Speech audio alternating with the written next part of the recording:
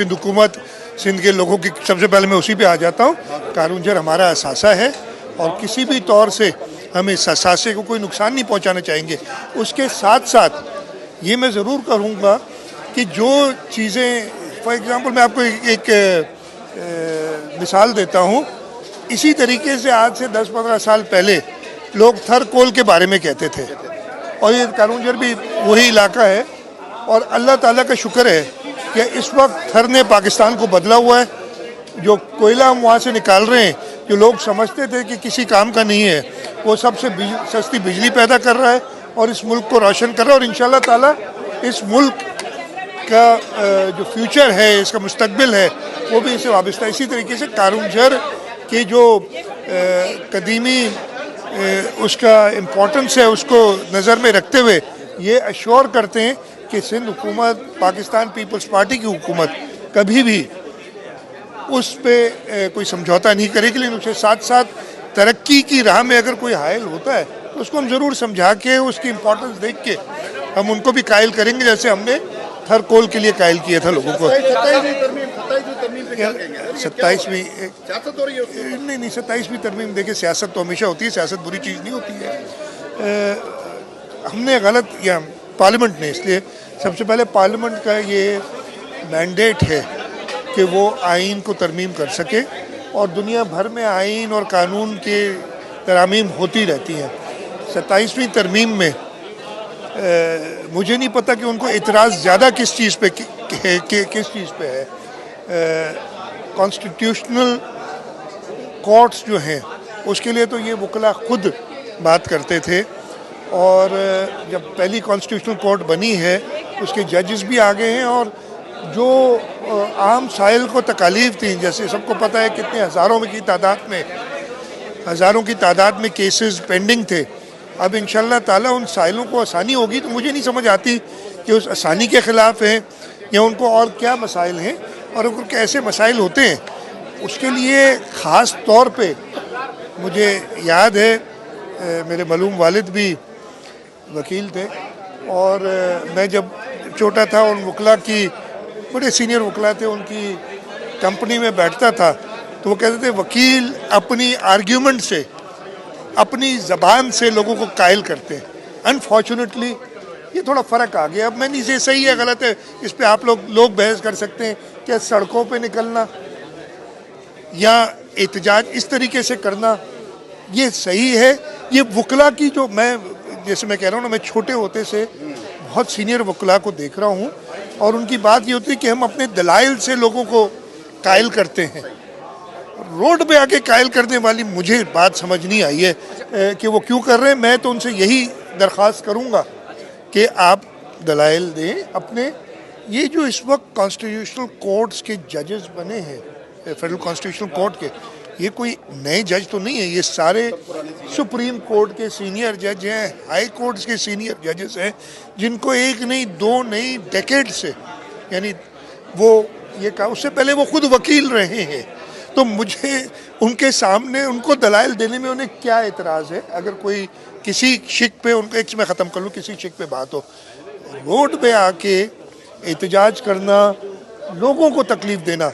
अच्छा, मैं आपको एक बात क्लियरली बता दूं, हुकूमत के पास वो सारे तरीक़ेकार मौजूद है कि अगर कोई लोगों को तकलीफ़ दे, लेकिन हम थोड़ी सी लीनियंट पोस्चर ले रहे हैं।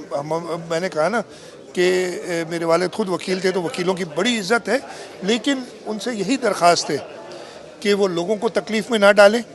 हाँ, उनको हमसे बात करनी है, हुकूमत से बात करनी है, पार्लियामेंट से बात करनी है, या जो उनका सही काम है कि अगर किसी कानून पे इतराज़ है कोर्ट में जाएं और करें, उनको बुला लें।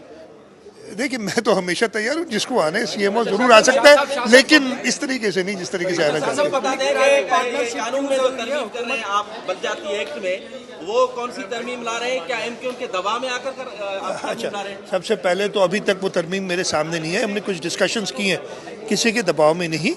हम कानून को बेहतर करने के लिए, कानून में देखें, कानून में तरामीम होती रहती हैं, और हम मुत्तहिदा कौमी मूवमेंट को साथ लेके चलेंगे। जो भी तरामीम होंगी कोई पार्टियाँ, उन्हें भी कन्विंस, और हमारा तरीक़ेकार सिंध असेंबली में ये रहा, इवन वफाक में आपने देखा ना चेयरमैन बिलावल भुट्टो जरदारी साहब जब 26वीं तरमीम थी और इवन 27वीं तरमीम पे उन्होंने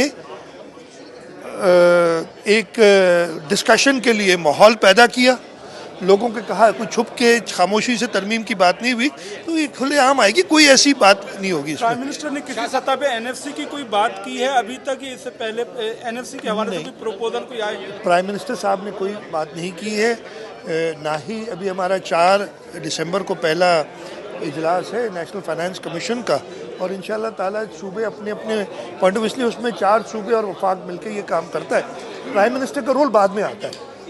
पहले एक सेकंड पहले मैं ख़त्म तो कर लूँ यार भाई।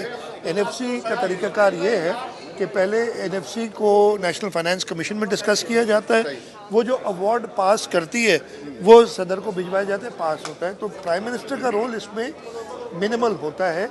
इस हिसाब से प्राइम मिनिस्टर से गाइडेंस ज़रूर लेते हैं, हम अपनी पार्टी लीडरशिप से भी गाइडेंस लेते हैं, हम जो इस मामले में महारत रखते हैं उन सब से गाइडेंस लेते हैं। फैसला नेशनल फाइनेंस कमीशन करेगा।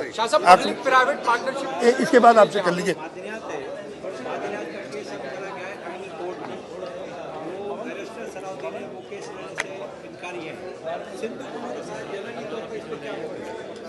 देखिए मैं नहीं कमेंट ज़्यादा करना चाहूँगा, सिर्फ ये कहूँगा पहले केस लेने के लिए तैयार थे, तो क्या उस केस लिया हुआ था उन्होंने सिंध हुकूमत का और वो सुप्रीम कोर्ट में काम कर रहे थे, उन्हें आईनी कोर्ट पसंद नहीं आ रही, तो उसमें केस में तो कोई ख़राबी नहीं थी ना, कोर्ट में उनको इतराज़ है। मेरा ख्याल है मैं तो यही समझाऊँ ना, पहले तो वो हमारा केस लड़ रहे थे और वो सुप्रीम कोर्ट में अपीयर होना चाह रहे थे, और अब वो कहते हैं कि मैं केस की पैरवी नहीं करूंगा इसलिए कि वो आईनी कोर्ट में चला गया। अगर उनको इतराज़ आईनी कोर्ट में, तो इससे इस एक्ट का या हमारे उससे कोई ताल्लुक नहीं। वो आईनी कोर्ट को जाके अगर चैलेंज करना चाहते हैं तो जो प्रॉपर तरीका है, मैंने फिर कहा इसका तरीक़ाकार आईनी कानूनी होता है, और ये ख़ास तौर पे वकला को तो ये पता होना चाहिए। मैं तो जाहिल आदमी हूँ, मुझे शायद नहीं पता हो, मैं एक पॉलिटिकल एक्टिविस्ट हूँ, मैं शायद रोड पे निकला हूँ अपने लोगों के साथ, लेकिन जिन लोगों का काम दलील देना है उनके लिए नामुनासिब है। आखिरी सवाल, शाह साहब, पब्लिक प्राइवेट पार्टनरशिप क्यों जरूरी है? क्या हुकूमत अपने इदारे खुद से सेट नहीं कर सकती? यार आप जो है ना, बहुत ही माजरत के साथ, जो चीज़ हम सबसे अच्छा कर रहे हैं उसी पे आप इतराज़ करें। नहीं, पब्लिक प्राइवेट पार्टनरशिप में सिंध हुकूमत या हुकूमत अपनी हाथ नहीं उठाती, करते होता क्या है, हमने प्राइवेट सेक्टर में जो एक्सपर्टीज़ है उसको कैप्चर करते हैं। नहीं तो हम इन सबको भर्ती कर लें गवर्नमेंट के अंदर और फिर तनख्वाहें बढ़ा दें, आप ये चाहते हैं। हम प्राइवेट सेक्टर की एक्सपर्टीज़ को कैप्चर करते हैं, प्राइवेट सेक्टर की और हुकूमत के रिसोर्सेज को साथ मिलाते हैं। ये पब्लिक प्राइवेट पार्टनरशिप का कॉन्सेप्ट है। सेकेंडली, हम प्राइवेट इन्वेस्टमेंट चाहते हैं। उससे होता ये है कि 100 रुपये में अगर हम पब्लिक प्राइवेट पार्टनरशिप में नॉर्मली 20%, 25%, 20% के करीब हम इन्वेस्ट करते हैं, बाकी 80% रेज किया जाता है। तो 100 रुपये में हम 5 प्रोजेक्ट कर सकते हैं, और उसमें तो इतराज़ ना करें जैसे